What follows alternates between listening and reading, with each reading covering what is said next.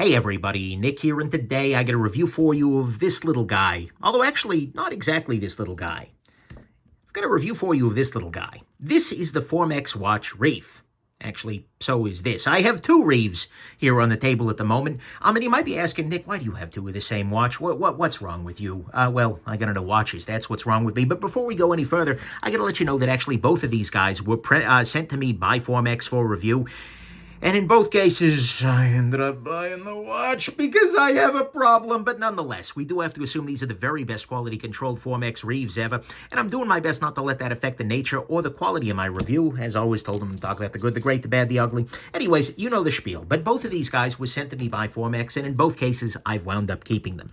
So you might be saying, Nick, you already had a Formex Reef. What's going on? Why on earth would you get a second one? Well, to start with, the Formex Reef is a great watch. I encourage you to watch my original review because everything I say in the original review is true about the new one, right? The version 2.0 Formex Reef is mostly the same as the original one, save for one cool feature I'm going to talk about in a bit here, but the original one is great. It's a really good reminder that when you go outside of the big mainstream brands, you can get a lot of really high performance, a lot of good functionality, a lot of excellent stuff with things like a quick adjust bracelet, things like quick release bracelets with things like just really good chronometer grade movements that keep really good time. There was a lot to love about the Formex Reef, and it very quickly became one of my very favorite watches. But when I heard that version 2.0 came out, I actually opted to make a change. I've been kind of realizing that in my daily life as a fashion blogger, black watches end up feeling a little bit better for me, generally speaking, than blue ones. This is great. It's beautiful, but ultimately, I don't think it ended up matching my style as much. But more importantly, the second Reef had something very interesting that made me want to check it out specifically. So this is a Formex Reef version 2.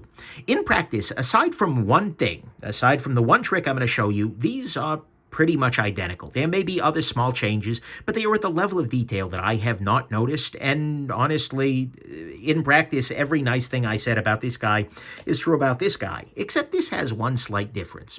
At the moment, I have this watch configured in a certain way. I have it on a rubber bracelet. Actually, I had the rubber bracelet from the first one. Looks a lot better on a black watch, and I've got a black bezel on here. You might be saying, yeah, of course, it's a black bezel. It's a black bezel watch. But the thing is, watch this. So right now, I've got this guy in a rubber bezel. And that's cool. And I've got it with a black dial. Let's say I own this guy, and I've been wearing it for a little while, and then I decide, you know what? Getting a little tired of this watch. Generally, you'd be thinking, I don't know, it's time to go watch shopping, and then suddenly you're even deeper into watches. You're living in a cardboard box on the street with a watch safe. You got a whole problem, right? But one other approach is to change something up. And of course, on most watches, you can change lots of things up, but one of the easiest things to do, of course, is to change the bracelet here. So I can go from this rubber bracelet to, well, let's say this beautiful metal bracelet that came on the watch here. And again, using their little quick exchange thing, it's quite easy to do so. So now I've got a slightly different look to it. You're thinking, okay, Nick, yeah, you can change the bracelet, huzzah. Well, the thing is, though, the joy and the interesting part about this watch is not just that you can change the bracelet, it's that you can change the bezel as well. This right here is a steel bezel, a polished steel bezel for the Formex Reef. And I'm going to change this at home. All I need is a simple tool. Actually, you could do this with your fingernails if you were feeling that kind of extra. But I'm going to go ahead and use this little iFixit Spudget tool here. NickShabazz.com/tools has details if you're curious. But all I got to do is get up under the edge of the bezel here and then very gently, come on, very gently, there we go, pop this guy up and off. Now what we see is we have a bezel, and the bezel itself is just a piece of nice machine metal. Which, well, I guess bezel metal would be metal, right? You can see all the little areas here where it's machined for the clackety-clack springs in there. It's the technical term, of course, but this is the bezel here. And now on the watch itself, we see a bezel-less watch, which I gotta say is not the most stylish-looking damn thing ever. You can also see, if you look down in here, these little springs sticking up are what allow it to be unidirectional. If you try to go the wrong direction, the springs dig in, but if you don't, they just slide along there. And so that works very well. There's also a pair of tabs at the very bottom and at the very top there that do need to go into a pair of holes, so make sure everything's aligned properly. But then you just take another set of, or another bezel that they will sell you. By the way, each of these bezels is for sale for about $160. And all you need to do is take it and drop it on there. Orientation doesn't particularly matter. I'm going to check one more time that that spring is properly aligned. Right above those holes it needs to be in. There we go. Beautiful. And then I press. And now I turn. And I polish.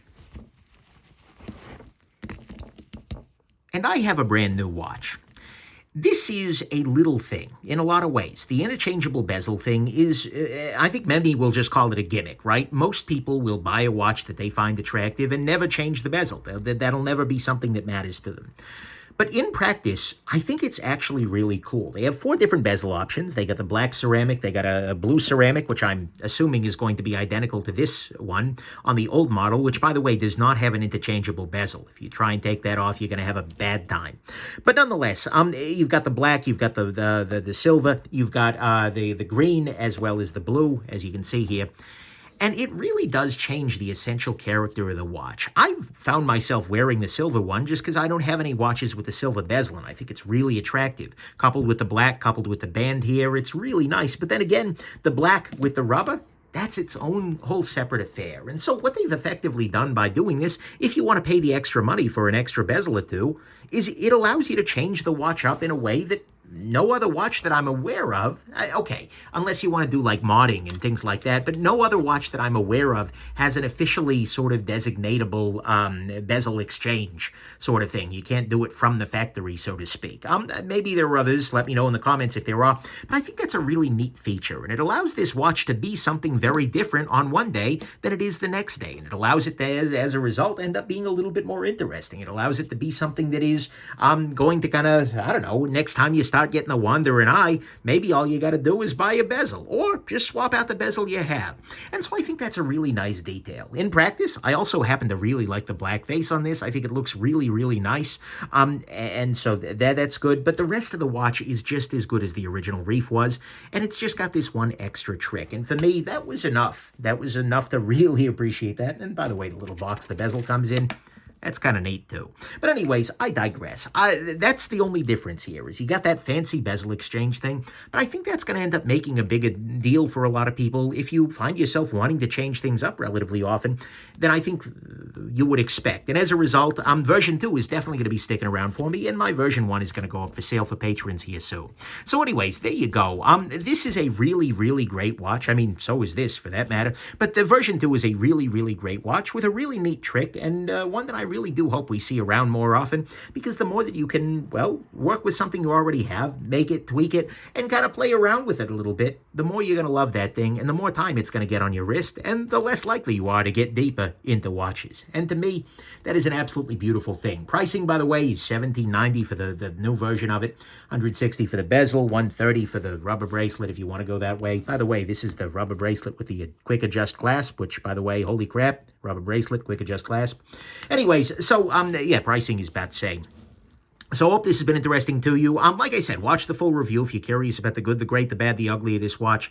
But in practice, it's a good watch. And I'm very glad I went with the upgrade because, well, now I get to switch it up just a little bit more. And you're not going to believe how different the same watch can look with a different bezel on it. Hope this has been interesting to you. Have yourselves an absolutely wonderful rest of your day. Bye now.